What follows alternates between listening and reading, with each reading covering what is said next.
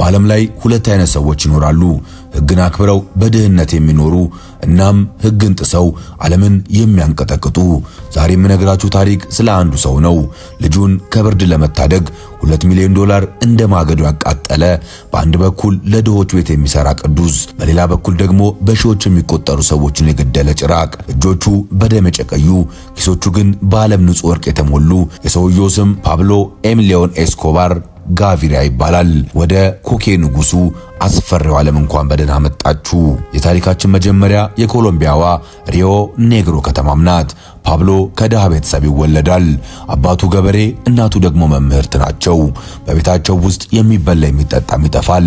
ይህ የድህነት ኑሮም በፓብሎ ልብ ውስጥ ትልቅ ቁስልን ይፈጥራል።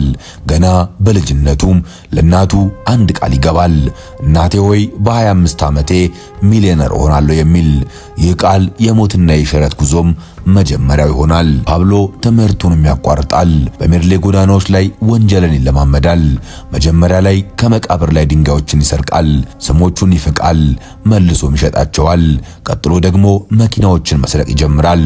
እያንዳንዱ ድርጊቱ ወደ ትልቅ ስልጣኑም ያቀርበዋል። ፓብሎ ፍርሃት የሚባል ነገር አያውቅም። አይኖቹ ውስጥ የገንዘብ ጥማት ብቻ ይታያሉ። በሰባዎቹ መጀመሪያ ላይ ዓለም አዲስ ነገር ትለምዳለች። ስሟ ኮኬ ይባላል። ፓብሎ ይህ ነጭ ዱቄት የሀብት ማማ ላይ እንደሚሰቅለውም ይረዳል። በኮሎምቢያ ጫካዎች ውስጥም ፋብሪካዎችንም ያቋቁማል። አውሮፕላኖችን ይገዛል። ወደ አሜሪካ የሚፈስ የነጩ ዱቄት ወንዝም ይከፍታል። ፓብሎ ብቻውን አይደለም፣ የሜዴን ካርቴልን ይመሰርታል። የጥፋት ጓደኞቹንም ይሰበስባል። በየቀኑ 15 ቶን ኮኬይን ወደ አሜሪካም ይልካል። ገንዘብ እንደ ጎርፍ ይፈሳል። ፓብሎ ገንዘብ የት እንደሚያስቀምጠው ግራ ይገባዋል። መሬት ውስጥም ይቀብረዋል፣ ግድግዳ ውስጥም ይደብቀዋል። አይጥ እንኳን በየዓመቱ $2 ቢሊዮን የሚገመት ገንዘቡንም ይበላበታል።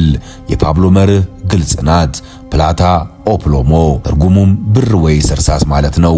ጉቦ የሚቀበል በብር ይታጠባል፣ እምቢ የሚል ግን በሰውነቱ ላይ ጥይት ይርከፈከፋል። ዳኞች፣ ፖሊሶች፣ ጋዜጠኞች በፓብሎ ፊት ይንቀጠቀጣሉ።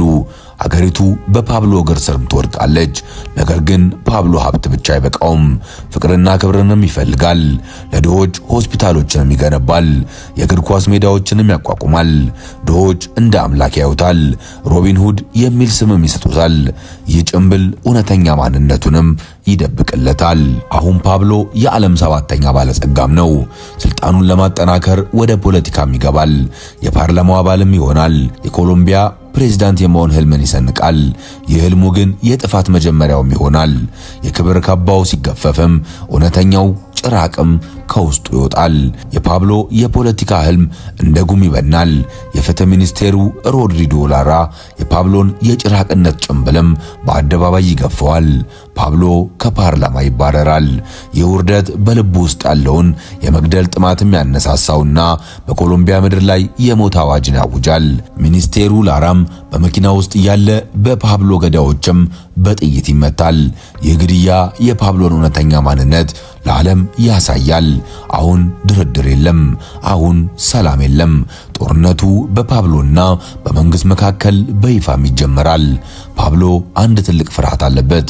እሱም ወደ አሜሪካ ተላልፎ መሰጠት ነው። በአሜሪካ እስር ቤት ውስጥም ከመኖር በኮሎምቢያ መቃብር ውስጥ መተኛት ይሻላልም የሚል መፈክርንም ያነጥፋል። ይህንን ፍርሃቱን ለማሸነፍ ሀገሪቱን ሲኦል ያደርጋታል። የቦምብ ድምፅ የሜርሌ ከተማም የዘወትር ዜማ ይሆናል። በየመንገዱ መኪናዎች ይፈነዳሉ። ፖሊሶች እንደ ቅጠል ይረግፋሉ። ፓብሎ ለአንድ ፖሊስ ግድያም ትልቅ ክፍያን ይፈጽማል። ወጣቶች ገንዘብ ፍለጋ ሲሉም የሕግ አስከባሪዎችን አድነውም ይገድላሉ። ከተማዋ በደም ትታጠባለች። እናቶች ልጆቻቸውን በለቅሶም ይቀብራሉ። እጅግ አስከፊው ክስተት ግን በአየር ላይ ይፈጸማል። ፓብሎ አንድ ፖለቲከኛ ለመግደል ሲል የአቪያንካ አውሮፕላንን በቦምብ ያፈርሳል። 107 ንጹሃን ዜጎችም በአየር ላይ ይበተናሉ። ሕፃናት፣ አዛውንቶች፣ እናቶች ያለምንም ጥፋት አመድ ይሆናሉ። የፓብሎ ጭካኔ ወሰንም ያጣል። ቀጥሎም የሀገሪቱን ጠቅላይ ፍርድ ቤት በሽብርተኞች ያስወርራል። የሕግ መዛብርት በእሳት ይቃጠላሉ። ዳኞች በጠመንጃ አፈሙዝ ይረሸናሉ። ፓብሎ ሕግን በደሙ ለመደምሰስም ይቆርጣል። መንግስት ግራ ይጋባል። ሀገሪቱ ልትፈርስ ትቃረባለች። በመጨረሻም ፓብሎ አንድ ተንኮልን ይሸርባል። እጅ እሰጣለሁ ግን በራሴ መስፈርትም ይላል። መንግስት ደም መፍሰሱ እንዲቆም ሲልም በፓብሎ እግር ስር ይንበረከካል። ፓብሎ የራሱን እስር ቤት በገዛ እጁም ይገነባል። ስሙ ላ ካቴድራልም ይባላል። ነገር ግን ይህ እስር ቤት ብቻም አይደለም፣ የቅንጦት ቤተ መንግስት ነው። በውስጡ የእግር ኳስ ሜዳም፣ የውሃ መዋኛና የዱር እንስሳ መካነ አራዊቶችም አሉት። ፓብሎ በእስር ቤት ውስጥም ሆኖ ንግዱን ያጧጡፋል። ጠላቶቹን ወደ እስር ቤት አስመጥቶም በገዛ እጁ ይገላል። ዓለም ይህንን ጉድ በዝምታም ይታዘባል። ፓብሎ ከሕግ በላይ መሆኑን ለሰው ልጆች ሁሉም ያሳያል። ነገር ግን ይህ የቅንጦት እስር ቤት የውድቀቱ መጀመሪያም ይሆናል። መንግስት ክብሩን ለመመለስም ብሎ ፓብሎን ወደ እውነተኛ እስር ቤትም ለማዛወር ይወስናል። ፓብሎ ግን በምሽት ጨለማ ከገነባው እስር ቤት አምልጦም ይጠፋል። አሁን አደን ይጀምራል። የአሜሪካ ልዩ ኃይል፣ የኮሎምቢያ ጦርና የፓብሎ ጠላቶች በአንድነት ይነሳሉ። የኮኬኑ ንጉሥ እንደ ቆሰለም አውሬ በየጫካውና በየቤቱም ይደበቃል። አሁን የጨዋታው ሕግ ይቀየራል።